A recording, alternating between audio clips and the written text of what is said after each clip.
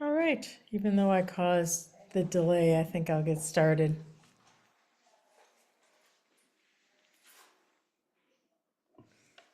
This is the glass one. Okay, This is the glass, right? yeah, that's it.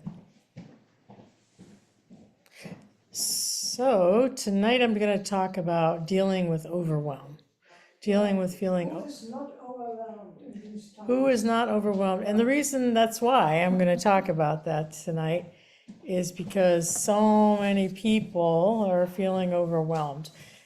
Friends and family and some of my therapy clients, a lot of people are dealing with a sense of overwhelmed or going in and out of the feeling of overwhelm. And now we're entering the spring too. Spring and summer, and those of you who live in the Asheville area, you have every family member coming to visit. You know, anyhow, and during these times, these are very interesting and challenging times right now. We're dealing with climate change, threat of species extinction, terrorism, political upheavals. Anyone can relate to that? We have an immigrant crisis in this country. We have refugee crises throughout the world, droughts, famines, you name it. A lot of radical changes are happening in the world. So if you are connected at all to world events and what's going on in the world, you might feel overwhelmed. Yeah. And for our Buddhist practice, we're talking about, often we're talking about being present with whatever is and not sticking our head in the sand and trying to avoid or ignore reality. But then we can't always be fully present with what's happening because we might feel ourselves feeling overwhelmed from time to time. And we're also in this practice, we're cultivating a sense of compassion, right? Compassion for ourselves, compassion for others. And there's just so much suffering and stress happening in the world today. And a lot happening in our country. Phew. So how do we turn to this? How do we turn to this without becoming overwhelmed, or how do we deal with overwhelmed when it happens, right? First thing I want to say is that I think as human beings, overwhelm is going to happen. Anybody never been overwhelmed in their lives? Right? Overwhelm happens. That's part of being a human being. I think, in a way, our nervous system is wired to it's wired to when we have too much stimulation and too much input and too much everything, our nervous system will go a little bit haywire. And it'll tell us, okay, something's got to change here, right? And I know for everybody's nervous system is different. My nervous system tendency is when I feel overwhelmed, it shuts down. It goes into freeze mode. And I just sit there going, I don't feel like doing anything. I don't know if I can do anything.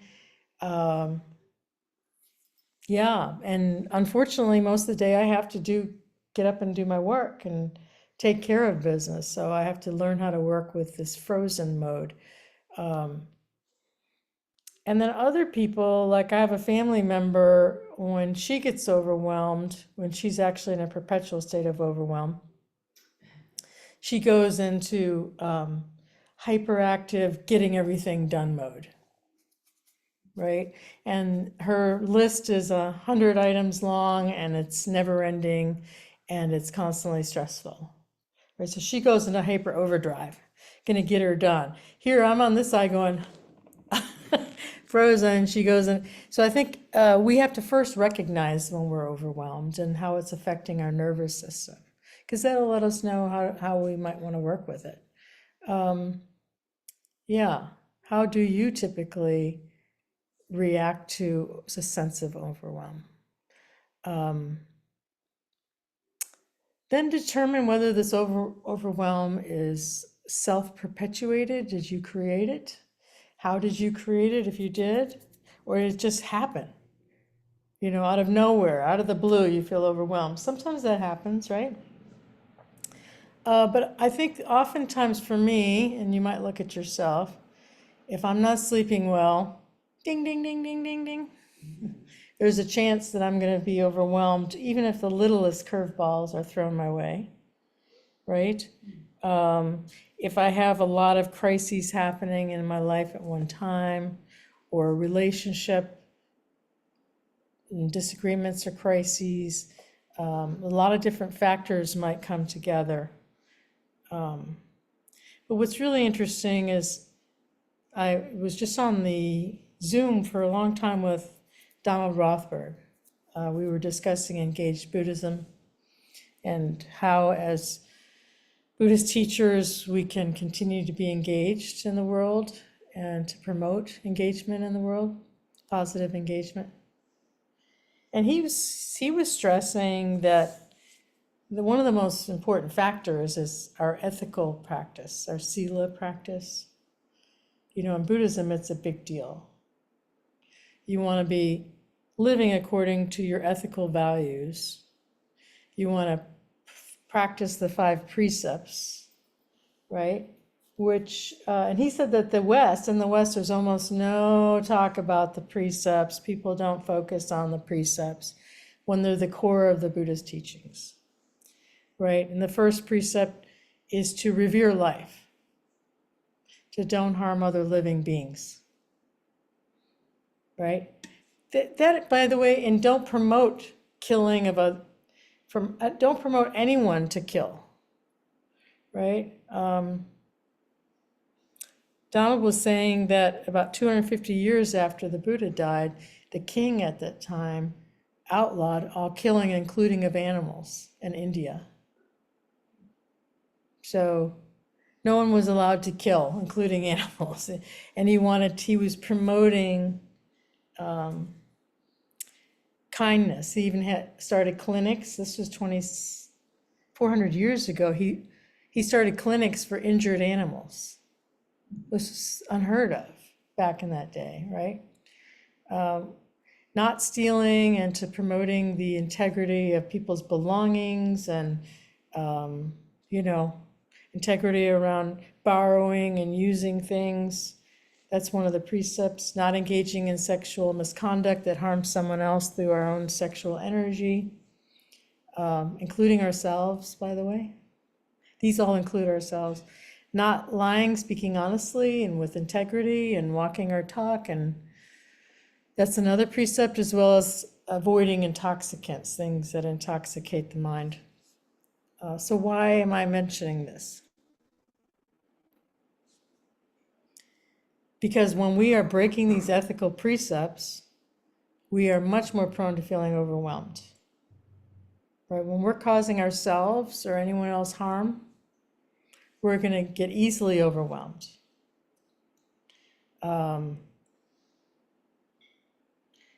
So look to see what you're doing. If you're inadvertently harming others through your job or through whatever you do, I know that I was working as a therapist for an addiction treatment center. And I loved my clients. I loved being a therapist there. But the organization was trying to force my clients to stay there as long as their insurance would pay for them to stay. So people, even after they stayed their requisite 28 days, even though they couldn't afford to stay any longer, I was forced to try to force them to stay because their insurance would pay for 45 days or 60 days. And so ethically, I was so aggravated all the time because not everyone could afford to stay for 40 days or 60 days. They had families, they had jobs, they had other considerations, financial considerations. They couldn't afford to stay that long. So I eventually left because of this constant stress with going against my own ethical values. I couldn't, if they could stay for 60 days and I knew it would really benefit them and their insurance would pay for it and they really needed it because they had intense mental health issues, I was all about, you really might want to consider saying 60 days because I knew that that's would be helpful. Um, does anybody know what I'm talking about? Yeah. So whenever we go against our ethical values, we're going to become overwhelmed, usually. Um, so we want to look at that. How else might we be creating a sense of overwhelm, right? Um, a lot of people suffer with self-doubt, right? They're going through their lives, they're doing what they're passionate about, but then like, oh, maybe I shouldn't do that. Well, maybe I should do this. And, or they suffer from perfectionism and, oh, I didn't do that good enough. And um, they drive themselves crazy. Anybody a recovering perfectionist here? Right? And so that is internally, you're internally combusting through your own creation of overwhelm by having unrealistic expectations of yourself, right?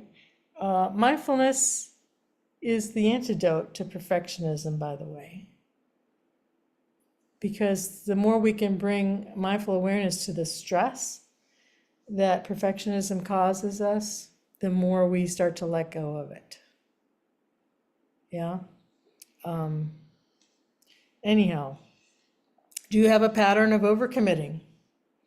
Anybody here have a pattern of overcommitting?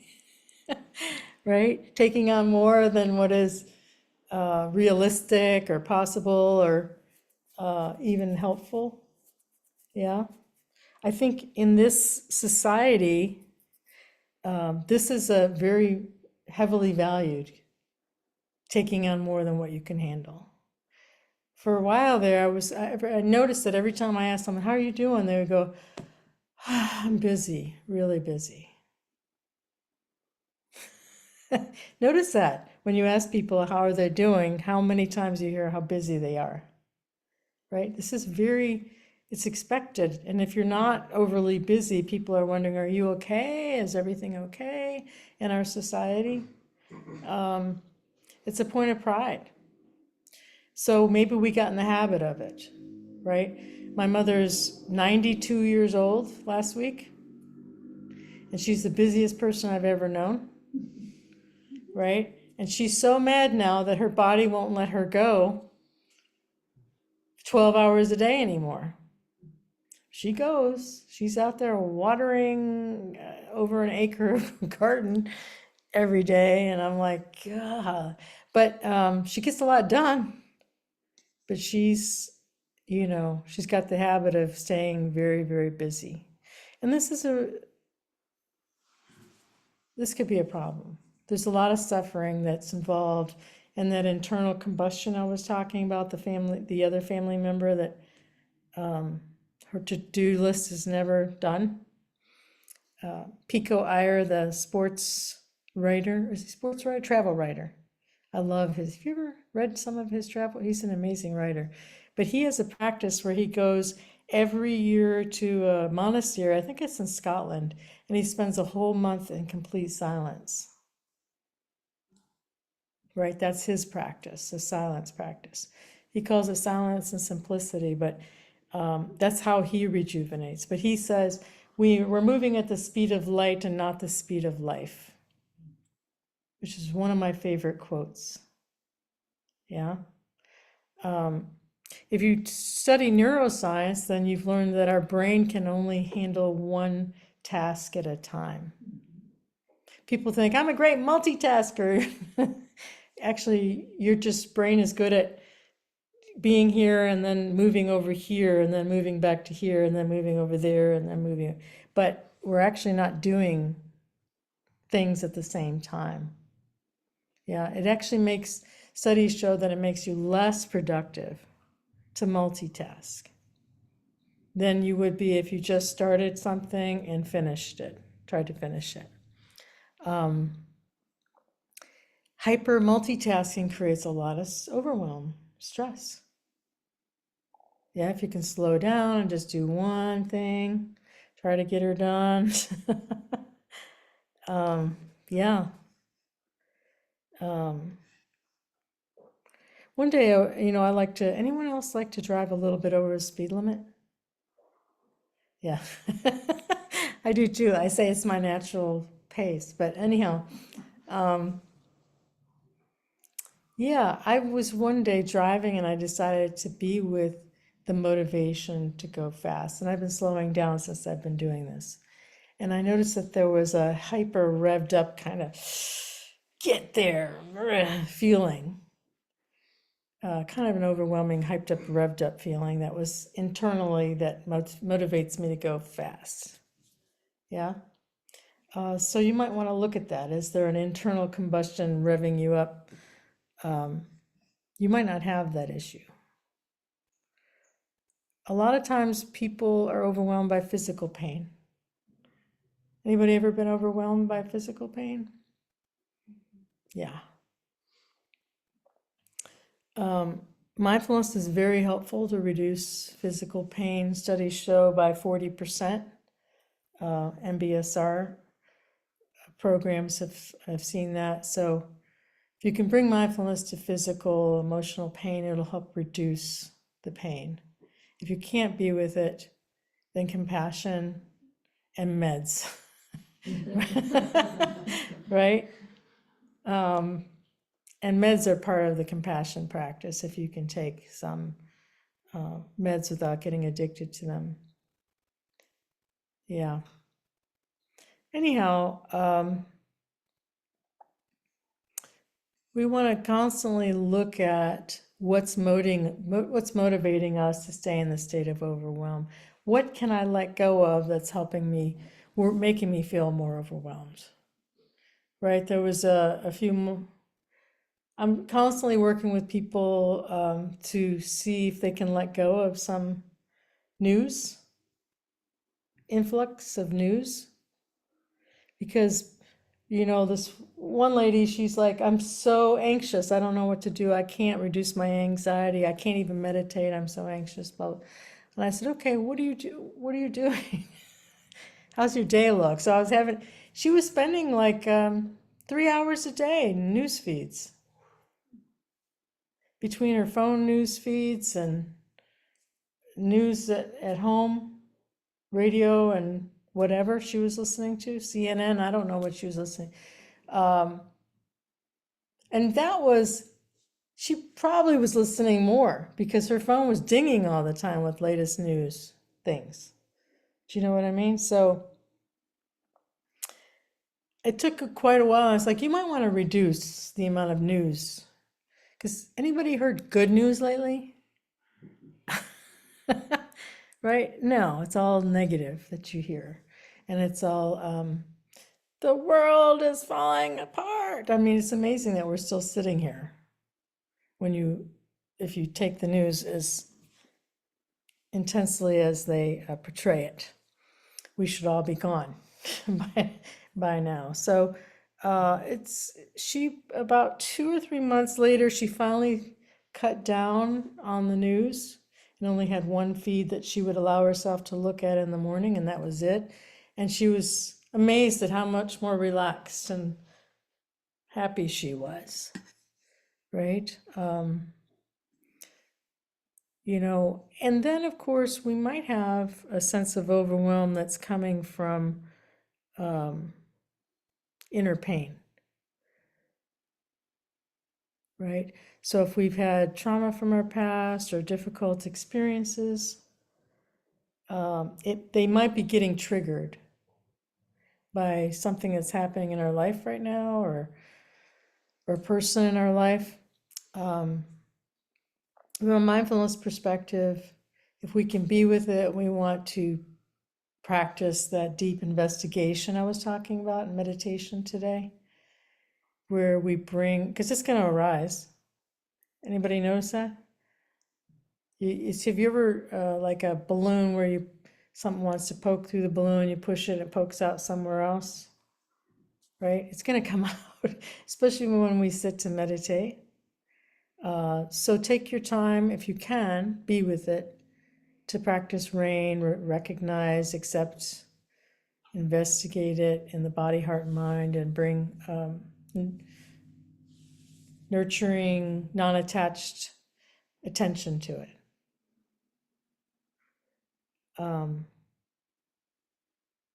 Here's Thich Nhat Hanh. Only through acknowledging and opening to suffering can we stop and come to rest. Can we find stillness and a deeper ground of goodness and well-being? It is the suffering that prompts us to let go, to live more lightly. By touching this suffering, we can awaken the fullest compassion within us. We definitely need compassion. Self-compassion, compassion for others. Every so often I would say, who made up this whole life thing? Did someone make this up? If so, I'd like to have a word with that. There's a lot. I have a couple complaints. Do anyone else have? This is not an easy road. The Buddha, if you're going to listen to the Buddha's teachings, he factored in for his monastics and people practices a spiritual life of simplicity. The monks were only allowed to own 3 things: their robes, their bowl, and medication, requisite medication. That's pretty simple, right? When I was a nun, I had my robes and a few other clothes and a hat because my bald head was cold. But it was like, oh my gosh, I didn't have a huge closet full of clothes that I had to figure out what to wear every day. It was much easier. Yeah. And we meditate every day. We simplify our life. We prioritize meditation. We prioritize quietness. It's a different world. And for us, what does that mean? We're not going to go necessarily join a monastery. Maybe you will, but what can you simplify? How can you simplify your life? What do you bring into your life that's causing more complexity? Yeah. So, of course, your daily practice, because our daily mindfulness practice lets us know what's out of balance. And oftentimes, my daily practice will let me know that I'm out of balance before I get to the state of overwhelm, so that I don't get to the state of overwhelm. Because one day I might be able to handle my schedule like this and be just fine. Another day I might not have the capacity. I might have to simplify things. Yeah. What can you let go of? What can you stop following? It might be negative people in your lives. I don't know. And when can you put in self-care breaks? Wonderful self-care breaks. And if you do feel overwhelmed, it can be really helpful to talk to another caring, compassionate person and recommit to simplifying your life again. But overwhelm will happen. So thank you for listening. And in a moment, we'll open it up to all of you, curious to hear what promotes your overwhelm, what reduces it. And I'm going to